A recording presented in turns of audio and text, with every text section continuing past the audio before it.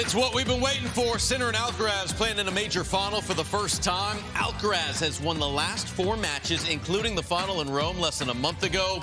He also came back from 2-1 down to beat Sinner here at Roland Garros in the semis last year. Let's hear from the world #1 on facing his current nemesis. The stage, it doesn't get any bigger now. You know, the Grand Slam finals against Carlos, it's a special moment for me and for him too. He won here last year, so I believe that, you know, tennis or every sport needs rivalries, no? And this could be potentially one of this. You know, we are both very young, we are both different, but talented, you know, so let's see. It is a new dawn for men's tennis. 2 players born in the 2000s meeting in a major final for the very first time. And, Paul, these two met just 3 weeks ago in a final in Rome. Yeah, they did, and it was quite a battle, and they've had a bunch of battles throughout their career already. And Carlos Alcaraz played very well a few weeks back, and we were wondering what we were going to get from Jannik Sinner, who'd been off from 3 months because of the drug suspension. And it was a tight first set, and the tiebreak was not much between both players. They went back and forth as they did in the entire first set, but it was Carlos Alcaraz in the biggest moments that came up with the best shots. And here's a little drop shot and then the cover right there, and that seals the first set. And then he runs away with the second set. He frees up. And when Carlos Alcaraz frees up, there is no one on tour with a higher ceiling than that man. No one can play at the heights he can play at. And when he does that, even Jannik Sinner's not safe. The challenge for Alcaraz is going to be to make sure that that floor doesn't drop that low, because the floor goes a little lower than Jannik Sinner's does. So he has to make sure that he's disciplined, and he has to make sure that he just lets the talents flow. All right, let's take a look at the latest BetMGM odds for the men's final. What do you know? Woo. Coin flip, dead even. Chan, does that look right to you? I would say that's about right. Yeah? This is a pick-em match. It is tough to give one guy too much of the advantage. You might give the slight edge to Carlos Alcaraz on the red clay, but how buttoned up Sinner has been, how even he has played throughout the tournament, I just think the combination of factors makes this very even in terms of not being able to call it. Alcaraz called Sinner the best player in tennis, said he's destroying every opponent. So how has Alcaraz been able to dominate this matchup? Yeah, it's so interesting because I think Sinner is playing at a different level now, even since he's come back from that drug suspension. He seems stronger to me. I think even when they played in Rome, you think that Sinner still had a little bit of rust. I think now Alcaraz has had 4 of his 6 matches have gone 4 sets. So he has some of those lapses where this guy, it's quality shots. He doesn't seem to take a day off mentally. You know what you're going to get. He's accountable. He's serving a little bit bigger.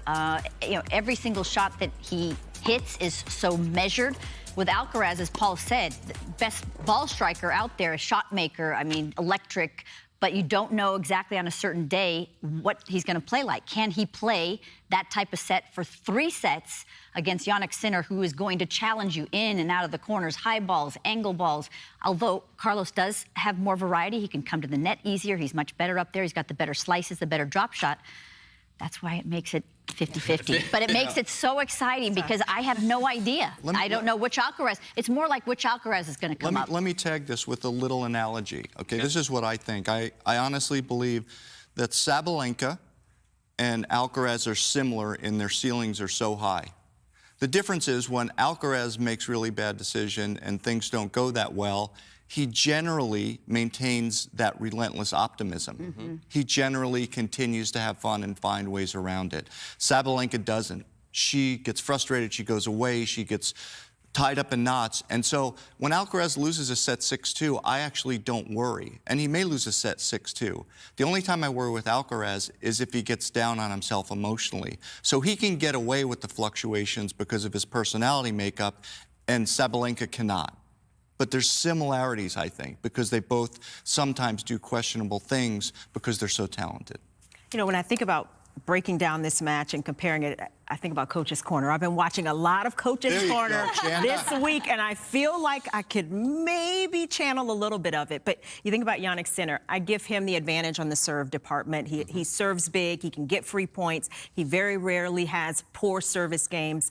So I think that's going to be an advantage on his side. I look at Alcaraz as this field player. He's a bit of an artist out there. He can create. He can do some different things. Sometimes that is a struggle for Jannik Sinner to counter. When you see Carlos Alcaraz going to the drop shot, he can come in on balls you don't expect, and he just has a little more flexibility around the court and the movement on clay. He is so comfortable on this surface. He's so comfortable at the net. So I give him the advantage in those departments. There's some intangibles going on as well. It's tough to kind of pick who I would give the intangibles to, but I would kind of maybe say a Jannik Sinner just because of how well he's been playing. He's been playing so evenly throughout, match in and match out, and I think that maybe gives him a little more confidence versus Alcaraz, who has had some ups and downs and has had to come from behind, but it's so even. It is very tough to pick. I would probably lean Jannik Sinner with everything I've seen. Later in the show. But, well, I just gave it to you. Okay. Yeah. I can give it to you again, Steve. I can give it to you Paul, again. don't do that. I mean, look, it's Coach's Corner. Come on. But I honestly, I just think so much of it is about the personality makeup and the disposition. Sure, I watch Sinner play sometimes and I scratch my head at the shots that he tries to make. But the ceiling is so high that he Alcaraz or Sinner? I'm sorry, Alcaraz. Yeah. And so the thing is, when that happens and he misses it and just kind of goes like that and plays the next point, I don't worry. It doesn't seem to bother him. No, when you watch, that's what's amazing. I was very worried for Sabalenka at 4-1. When Sabalenka is missing a shot like that, you worry because her mind starts to reel and she starts to get unraveled. Right. But what's sad about that, though, is that Sabalenka, we thought she had solved that issue. She had gotten so much calmer than she was. Every day is a new day, right? She had gotten calmer than she was 2 years ago. And to see in her 6th major today, you know, you don't think she's going to be that nervous in a major, and the wind was her undoing. But when you're playing that well, I mean, the first 20 minutes was a joke. You know, hit a couple extra shots, go to a couple, you know, this is where you take, and that, anyway, I don't want to talk about, this is about Carlos and Sinner, but I was trying to make a point that the reason Alcaraz gets away with this stuff is because he's so joyful about what he's doing. That's true. Yeah. And historically, yeah, we've seen some things, and I've seen a lot of times where I scratch my head and I'm like, wow, it didn't even occur to me to try that. And then he just goes, okay, and then I go on to the next point. Didn't work. Yeah. So that I think that the emotion leads the technical, and the tactical. Got one final note for you. Rafa Nadal was 22 years, 1 month, and 3 days old when he won his 5th Grand Slam title.